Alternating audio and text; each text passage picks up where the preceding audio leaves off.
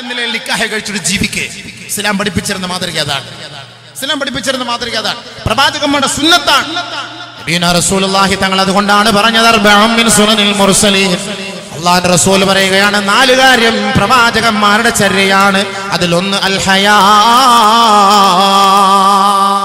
ലജ്ജ. 2 വൻ നിക്കാഹ്,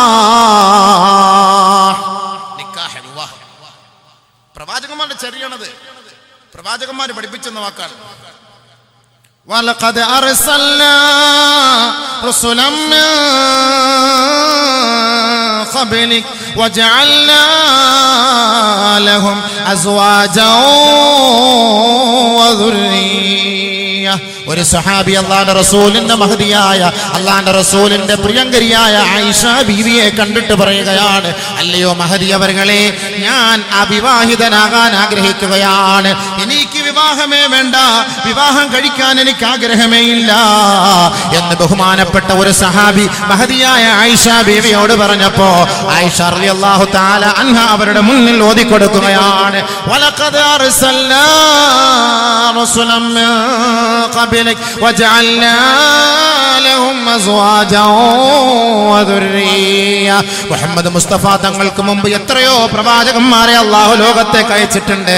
അതുകൊണ്ട് ആ പ്രവാചകന്മാരിൽ അധികം പേരും ഭൂരിപക്ഷ വിവാഹം കഴിച്ചവരാണ്. അവർക്കെല്ലാം ഭാര്യമാരും സന്താനങ്ങളുമുണ്ട്. അതുകൊണ്ട് സ്വഹാബിയേ ഫലാ തതബത്തൽ, നീ അവിവാഹിതനാകരുതേ, അവിവാഹിതനാകരുതേ. ആയിഷ റളിയല്ലാഹു തആല അൻഹ അവിവാഹിതനാകാൻ പാടില്ല, വിവാഹം കഴിക്കണം.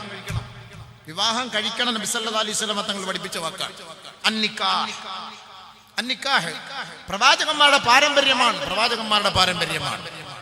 3 വൽ അത്ർ, എപ്പോഴും അത്തർ പുരട്ടുക, അത്തർ പൂശുക, നല്ല മണം, സുഗന്ധദ്രവ്യങ്ങൾ പൂശി നടക്കുക, അത് പ്രവാചകന്മാരുടെ പാരമ്പര്യമാണ്. 4 വസിവാക്,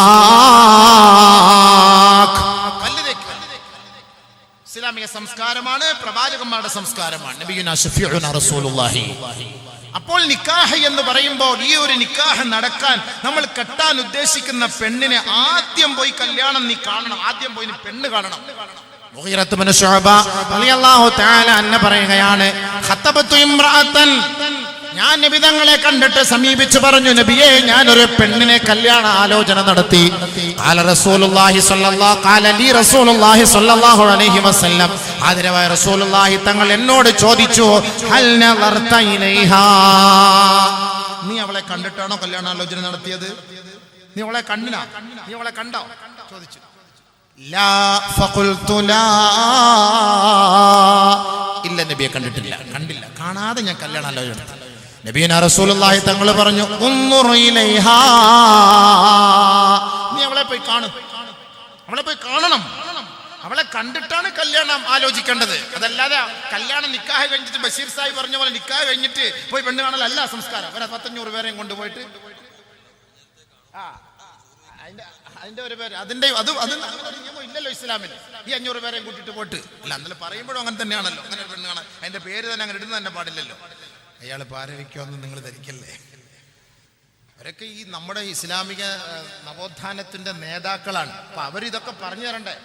അതൊക്കെ ഇവരിത് പറഞ്ഞു തരണമല്ലോ. നമുക്ക് സമുദായത്തിന്റെ മുന്നിൽ ഇതൊക്കെ പറഞ്ഞു തരേണ്ട അവരുടെ ഉത്തരവാദിത്തങ്ങളാണ്. അതുകൊണ്ട് അവരെയും എന്നെയും കുറ്റപ്പെടുത്തരുത്. നമ്മുടെ ജോലിയാണ് ഈ പറഞ്ഞു തരുന്നത്. അതുകൊണ്ട് ആവശ്യമില്ലാത്ത ചെലവ് നമ്മൾ ഒഴിവാക്കണം. ഏറ്റവും മോശമായ കാര്യം. അപ്പൊ അതുകൊണ്ട് നബി സല്ലല്ലാഹു അലൈഹി വസല്ലം തങ്ങൾ പറഞ്ഞു, ഫഇന്നഹു അഹ്റാ അയ്യൂദമ ബൈനകുമാ, നിങ്ങളുടെ രണ്ടുപേരുടെയും വൈവാഹിക ജീവിതം സന്തുഷ്ടകരമാകുന്നതിന് വേണ്ടി നിങ്ങൾ തുടക്കത്തിലെ കല്യാണ ആലോചന നടത്തുന്നതിന് മുമ്പ് പരസ്പരം കാണണേ, ഇഷ്ടപ്പെടണേ. നബിയുനാ റസൂലുള്ളാഹി സ്വല്ലല്ലാഹു അലൈഹി വസല്ലം അങ്ങോട്ട് ഇഷ്ടപ്പെട്ടിട്ട് ചില പെണ്ണുങ്ങൾ അങ്ങോട്ടും ഇങ്ങോട്ടും ആണുങ്ങന്മാർ ഇപ്പൊ പുതിയ സിസ്റ്റം ഉണ്ട്. ഇവിടെ ഉണ്ടെന്നറിയില്ല, തലശ്ശേരി ഭാഗത്തൊക്കെ ചോക്ലേറ്റ് കൊടുക്കുക. ഒരു കെട്ട് ചോക്ലേറ്റ് കൊണ്ടുവന്ന് ഇങ്ങനെ അവിടെ കൊടുക്കുക. അതെന്തൊരു സിസ്റ്റം? അത് എവിടെയെങ്കിലും പാർക്കിൽ കൊണ്ടുവിട്ടാ കൊടുക്കുക. ബസ് സ്റ്റാൻഡിൽ, പാർക്കിൽ ചോക്ലേറ്റ് എന്താ പുരയില്ലേ കൊണ്ട് കൊടുക്കാൻ? ചോക്ലേറ്റ് കൊടുക്കുക. എന്തൊക്കെ സിസ്റ്റങ്ങളാണ് ഇതൊക്കെ! ഇസ്ലാമിൽ ആര് പഠിപ്പിച്ചു? നീ കല്യാണം കഴിച്ചതിന് ശേഷം നീ ചോക്ലേറ്റോ ഐസ്ക്രീമോ നീ പത്തലോ നീ എന്ത് വേണമെങ്കിലും, ഈ പത്തലോ അരിപ്പത്തലോ നീ എന്ത് വേണമെങ്കിലും വാങ്ങിക്കൊടു. കല്യാണ ആലോചന നടത്തി നിക്കാഹ് നടക്കാതെ സംസാരം തന്നെ പാടില്ല. ഫോൺ വിളിക്കാൻ തന്നെ പാടില്ല. ഇത് ഫോൺ വാങ്ങിയിട്ട് കൊടുത്തിട്ടാ പോരെ, നമ്പറും കൊടുക്കും, വാട്സപ്പും കൊടുക്കും, അങ്ങോട്ടും കുത്തി ഇങ്ങോട്ടും കുത്തി. നിക്കാഹിന് മുമ്പ് അടിയും വഴക്കുമായി തലാക്ക്, കല്യാണം ആവുന്നതിന് മുമ്പേ തലാക്കാവും രണ്ടും. ഓളുടെ സ്വഭാവം ഓൻ മനസ്സിലാക്കി, ഓന്റെ സ്വഭാവം ഓൾ മനസ്സിലാക്കി. നിന്റെ ഒപ്പരം ജീവിച്ചാൽ ശരിയാവൂല, നമ്മളെ കുടുങ്ങിപ്പോകും, അതുകൊണ്ട് നിന്നെ എനിക്ക് വേണ്ട, യാ അല്ലാഹ് ഹലാസ്. എന്തിനാ ഈ പണിക്ക് പോകുന്നത്? എന്തിനീ ആവശ്യമില്ലാത്ത പണിക്ക് പോകണം? കല്യാണം കഴിച്ചിട്ട് നിക്കാഹ് കഴിച്ചിട്ട് നിങ്ങൾ പരസ്പരം സംസാരിച്ചോളി, ഇപ്പോൾ റാഹത്തുണ്ടാവും. അങ്ങനെ തന്നെ സംസാരിക്കണമല്ലോ. അതുകൊണ്ട് മാതാപിതാക്കളെ, നിങ്ങളോട് ആദരവായ റസൂലുള്ളാഹി തങ്ങൾ പറഞ്ഞ ഒരു ഹദീസ് ഞാൻ പഠിപ്പിച്ചു തരട്ടെയോ? മൻ സവ്വജ കരീമതഹു മിൻ ഫാസിഖിൻ നസല അലൈഹി കുല്ല യൗമിൻ അൽഫു ലഅന ഔ കമാ ഖാല റസൂലുള്ളാഹി. ആരെങ്കിലും ഒരു അഹങ്കാരിക്ക് തന്റെ മകളെ കല്യാണം കഴിപ്പിച്ചു കൊടുത്താൽ, നമസ്കാരമില്ല, കഞ്ചാവ് കുടിക്കുന്നവനാണ്, വെള്ളമടിക്കുന്നവനാണ്, പലിശക്കാരനാണ്, അല്ലാഹുവുമായി അവന്റെ ദീനുമായി പുലബന്ധം പോലും ഇല്ലാത്തവനാണ്, അങ്ങനെ ഒരു അധർമ്മകാരിക്കാണ്, ഒരഹങ്കാരിക്കാണ് നിങ്ങൾ നിങ്ങളുടെ പൊന്നുമകളെ കല്യാണം കഴിപ്പിച്ചു കൊടുക്കുന്നതെങ്കിൽ, ആദരവായ റസൂലുള്ളാഹി തങ്ങൾ പറയുന്നു, നസല അലൈഹി കുല്ല യൗമിൻ അൽഫു ലഅന. എല്ലാ ദിവസവും ആ പെണ്ണിന്റെ മാതാപിതാക്കളുടെ മേൽ അല്ലാഹുവിന്റെ ശാപം ഇറങ്ങിക്കൊണ്ടേ ഇരിക്കുമത്രേ. വലാ യുർഫഉ ദുആഉൻ ഇല സമാ. അവരുടെ പ്രാർത്ഥന ആകാശലോകത്തേക്ക് ഉയരുകയേ ഇല്ല. വലാ യഖ്ബലു സർഫുൻ വലാ അദ്ലുൻ. അവരുടെ നന്മയോ അവരുടെ സുന്നത്തോ ഫർളോ ആയ ഒരു ഇബാദത്ത് പോലും അല്ലാഹു സ്വീകരിക്കുകയില്ല. ഔ കമാ ഖാല ഹബീബുനാ ശഫീഉനാ റസൂലുള്ളാഹി സ്വല്ലല്ലാഹു അലൈഹി വസല്ലം. അല്ലാഹു റസൂൽ പറഞ്ഞു, ആരുടെ തന്റെ മകളെ ഒരു അഹങ്കാരിക്ക് കല്യാണം കഴിപ്പിച്ചു കൊടുത്താൽ, വാപ്പ ചിന്തിക്കണം, എന്റെ മകളെ ആർക്ക് ഞാൻ നിക്കാഹ് കഴിച്ചു കൊടുക്കണം, ആർക്ക് നിക്കാഹ് കഴിച്ചു കൊടുക്കണം? അതാണ് വേണ്ടത്.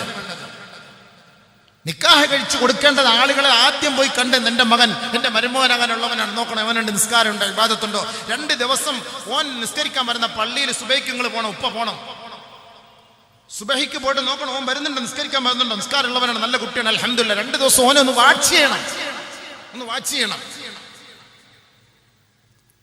അങ്ങനെ വാച്ച് ചെയ്ത് കഴിയുമ്പോൾ അറിയാം ആളങ്ങനെ ഉണ്ട്, അൽഹംദുലില്ലാഹ്, കൊള്ളാം, നല്ലവൻ. അവന് മറ്റ് സാമ്പത്തികമോ മറ്റ് ഉദ്ദേശമോ അവനില്ല. അവൻ നല്ല പെണ്ണ് കെട്ടി കല്യാണം കഴിച്ച് സന്തോഷമായിട്ട് ജീവിക്കാനാണ് അവൻ ആഗ്രഹമെങ്കിൽ അവന് നിങ്ങൾ നിക്കാഹ് കഴിപ്പിച്ചു കൊടുക്കുക. അതാണ് വേണ്ടത്. അതല്ലാതെ ഒരു നിസ്കാരമില്ല, ഇബാദത്തിൽ അഹങ്കാരിക്ക് പെണ്ണ് കെട്ടിച്ച് കൊടുക്കരുത്. നബിയുനാ റസൂലുള്ളാഹി. നമ്മുടെ ഇബാദത്ത് പോലും അല്ലാഹു സ്വീകരിക്കൂല, നമ്മുടെ ദുആ അല്ലാഹു സ്വീകരിക്കൂല. നമ്മൾ ചെയ്യുന്ന ദുആ ആകാശ ലോകത്തേക്ക് ഉയരുകയില്ല എന്ന് ഹബീബായ ഷഫീആയ റസൂലുള്ളാഹി സ്വല്ലല്ലാഹു അലൈഹി വസല്ലമ തങ്ങൾ പഠിപ്പിക്കുന്നു. ബഹുമാനമുള്ള സഹോദരങ്ങളെ, അതുകൊണ്ട് ആദരവായ റസൂലുള്ളാഹി സ്വല്ലല്ലാഹു അലൈഹി വസല്ലമ തങ്ങളുടെ സുന്നത്താണ് അന്നിക്കാഹ്. ആ സുന്നത്തായ രീതിയിൽ തന്നെ ആ നിക്കാഹ് കഴിക്കണം. എന്നാൽ മാത്രമേ കുടുംബ ജീവിതത്തിൽ ഐശ്വര്യവും ബർക്കത്തും സന്തോഷവും ഉണ്ടാവുകയുള്ളൂ. കല്യാണം കഴിച്ചതിന് ശേഷം പാതിരാ സമയത്ത് മുഴുവൻ റോഡിലൂടെ നിങ്ങൾ അഹങ്കാരത്തോടെ ആഹ്ലാദ പ്രകടനം നിങ്ങളെ നടത്താറില്ലേ? എങ്കിൽ അല്ലാഹുവിന്റെ റസൂല് പറഞ്ഞ സുന്നത്ത് നിങ്ങളെ ഹയാത്താക്കുന്ന ഏതെങ്കിലും ഒരു ദമ്പതികൾ എന്റെ മുന്നിലുണ്ടോ?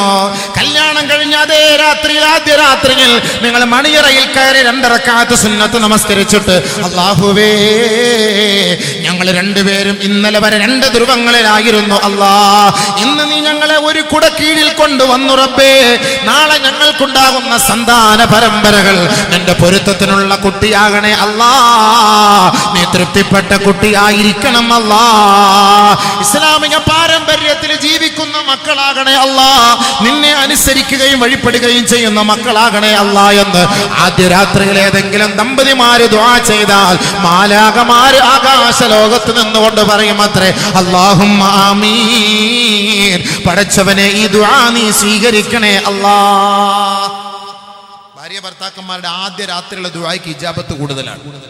ആദ്യ രാത്രിയിലെ ദുആയ്ക്ക് ഇജാബത്ത് കൂടുതലാണ്. ആദ്യ രാത്രി ദുആ ചെയ്യണം. ഒരുപാട് കാര്യങ്ങൾ നമ്മൾ ദുആ ചെയ്യണം, മറന്നു പോകരുത്. എൻ്റെ പ്രസംഗത്തിലൊക്കെ ഞാൻ ഒരുപാട് പറയുന്നുണ്ട്, എങ്കിൽ തന്നെ ഇടയ്ക്ക് ഒന്നുകൂടെ സൂചിപ്പിച്ച്, ചിലപ്പോൾ ഈ മീനാപ്പീസിലുള്ളവർ നാളെ എങ്ങാനും പെണ്ണ് കെട്ടാൻ പോവുകയാണെങ്കിൽ ഒരു കാസറ്റ് കേൾക്കാനും സമയം കിട്ടിയില്ല എങ്കിൽ ഏത് കാര്യത്തിനും ബിസ്മി ചൊല്ലി തുടങ്ങണം. ഏത് കാര്യത്തിലും ബിസ്മി. 10 മണിക്ക് നിർത്തണം. 7 കാര്യം നിങ്ങൾ മനനം ചെയ്ത് വെച്ചാൽ നിങ്ങളുടെ ജീവിതത്തിൽ അല്ലാഹു ബർക്കത്ത് ചെയ്യും. ഒരു ഹദീസ് കേട്ടോളി. 7 കാര്യം. ഇദാ ഹഫിള സബ്അ കലിമാത്തിൻ